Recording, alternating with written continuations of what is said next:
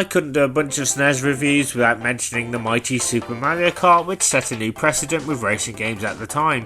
Its cutesy competitive style combined with familiar characters from the Mario universe has been the template for many other developers trying to capture what Mario Kart did in their own style, what with Diddy Kong racing, Sonic and even Crash having a go.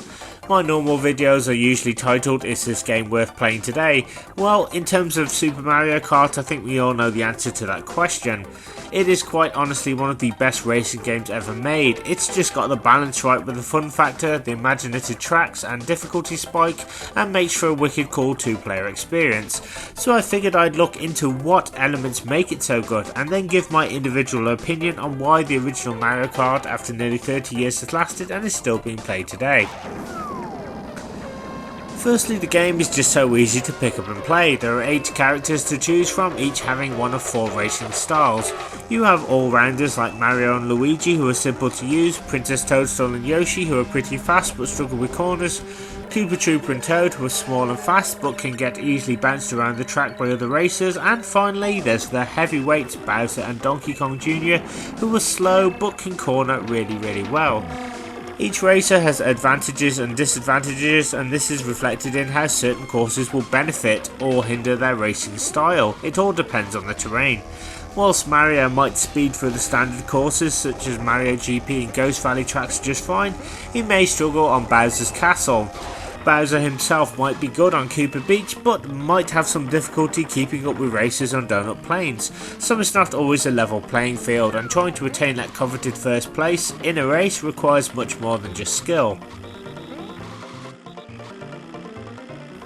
You see, where most racing games allow you to upgrade your vehicles or occasionally use weapons to gain a small advantage over your opponents, Super Mario Kart implements a number of power-up blocks that are littered on each single track. Running over these will grant the player either a quick boost of speed, a feather, temporary invincibility, 2 types of Koopa shells, a green one and a red one which homes in on a racer who is in front, a banana skin and lightning which shrinks everyone else, slowing them down, allowing you to take the lead. Now, as a kid, I actually thought that these would be assigned randomly to the player. What actually happens though is that the computer analyses how you are playing and gives you a power up according to how far in front or behind you are. Whilst it won't always give you what you want, it tries to determine its own probability of your success. For example, I found that being in 4th or 5th place most of the time can result in you getting invincibility. If you're in 2nd and are struggling to take over, then the game may grant you a red shell. Now if you're in 8th place for a prolonged period of time, then sometimes it will give you invincibility, lightning or both. It's a clever system because it won't just hand them out every time, as this would make the game very easy to beat. It forces the player to get good at the game, and if it can see that you are trying really hard and are getting nowhere, then it may throw you a bone. I've had races on the higher difficulties where I went from 8th place to 1st in an instant thanks to the game handing me lightning near the last lap. And this is one thing Mario Kart does really well, in that races can turn on a dime instantly, and most of the time you can alter the CPU's predetermined path of races. You see, each kart racer, as well as having to worry about everyone trying to win, will have a certain CPU opponent amongst them who will make life exceedingly difficult for you. Now this occurs most frequently on the 100 and 150cc cups. The relentlessness of this means that it makes for an exciting, sometimes frustrating but addictive experience. There's no greater feeling like whacking out one of these opponents on the last lap, causing them to lose their positioning. Then there's the tracks themselves, which take advantage of the SNES's Mode 7 capabilities. All of them look amazing and are modelled off some of the levels in Super Mario World. These include an icy vanilla lake, a tropical Koopa Beach paradise, trying to avoid the pitfalls in Ghost Valley and avoiding thwomps in Bowser's Castle, to name a few. What's so good about each track is that Nintendo have cleverly layered and placed them carefully in each cup so that as progress is made and skill level increases, so does the challenge and variety of courses. Some races also have shortcuts that the players can take advantage of. For example, if you are granted a feather in Ghost Valley, then you can jump across this bit of track here to the other side, allowing you to skip part of it and gain a little bit more of an advantage. Some tracks even include things like speed boosts to help you, and again, once you get good, then certain races become a breeze.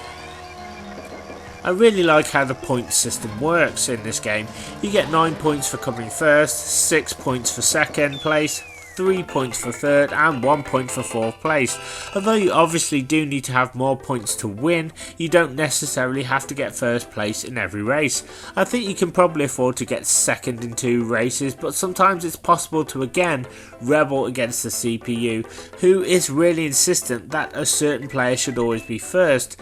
So by knocking that opponent's place down to second or third and you finishing higher than them will help you to secure victory and knock everything out of whack.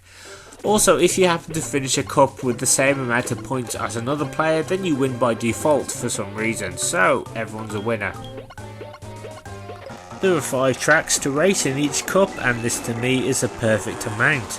The game doesn't go on for too long, but at the same time the short length of each cup makes you want to get right back into the action on a higher difficulty right away.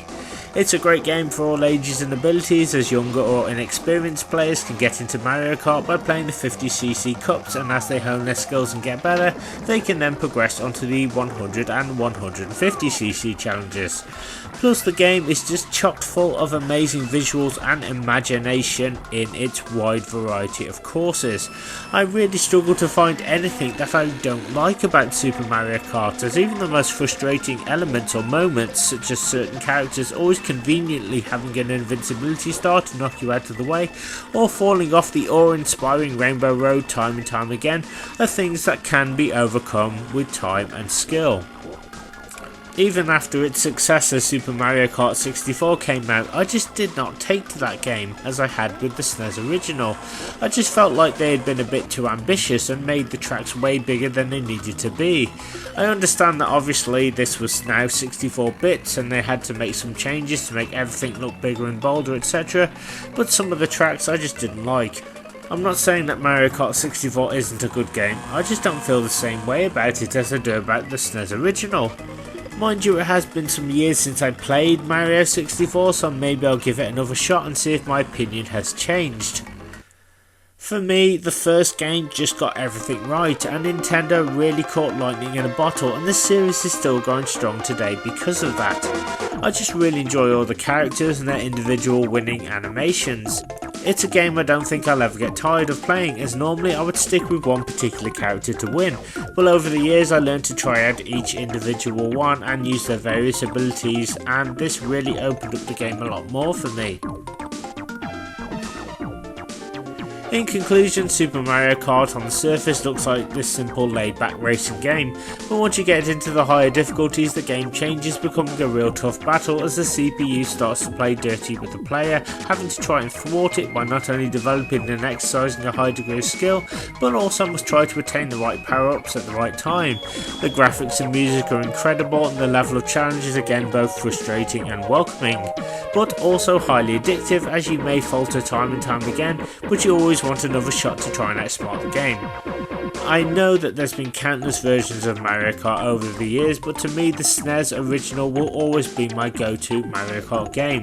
It holds many special memories for me, as I played it constantly as a kid, and even now when I unlock the 150cc in special cups, it gives me a level of excitement and fun that just never dissipates even after all these years.